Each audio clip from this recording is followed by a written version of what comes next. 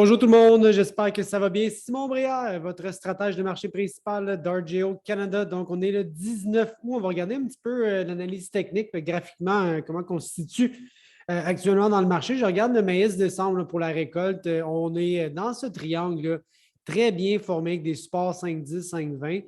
Ça fait 1, 2, 3, 4 fois qu'on va toucher ces résistances-là et on reste coincé. Il va falloir qu'on sorte de cette formation-là pour avoir un petit peu plus d'informations sur la prochaine direction qui est assez mouvement de côté de ce temps-ci. Le rapport a fait monter les prix, mais finalement, on n'a pas été capable de traverser.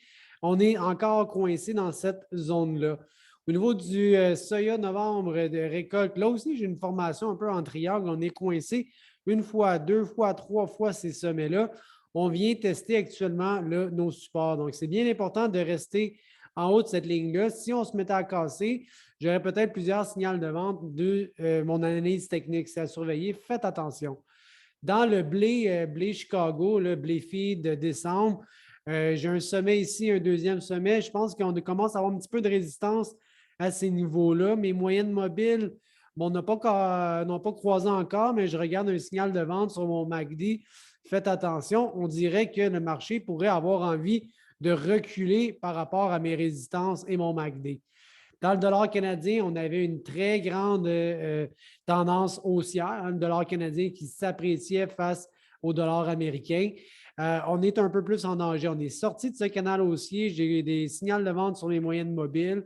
On a décroisé un peu mon MACD, mais j'ai l'impression qu'en faisant des nouveaux bas aujourd'hui, on risque peut-être un rebond, mais sinon, on est sorti de cette tendance haussière-là. Faites attention, un repli ne peut ne pas être écarté. Okay? C'est possible. Faites attention, on est sorti de cette analyse technique-là. Exportation, tous les matins, on a l'USDA qui nous rapporte ce qu'on appelle les flash sales, c'est-à-dire les grosses ventes qui sont rapportées à tous les jours.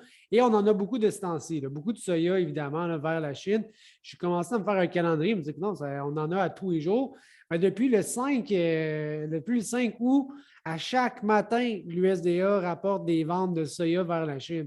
Donc, ça va quand même très bien au niveau de l'exportation. Je regardais justement l'exportation pour la nouvelle récolte. C'est ce qui m'importe le plus, ce qui est dans les carnets de commandes pour l'automne. Dans le maïs, c'est très, très fort, 18 millions de tonnes. Ça, c'est vraiment suite aux achats massifs de la Chine pendant le mois de mai, qui fait en sorte qu'on a des exportations majeures qui s'en viennent aux États-Unis à partir de l'automne.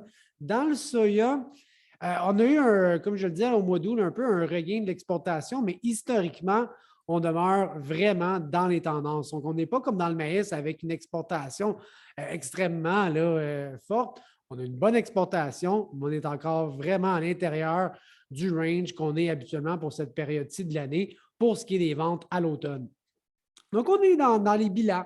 Quand je regarde le bilan, je veux faire l'équilibre de prix entre mon offre et ma demande.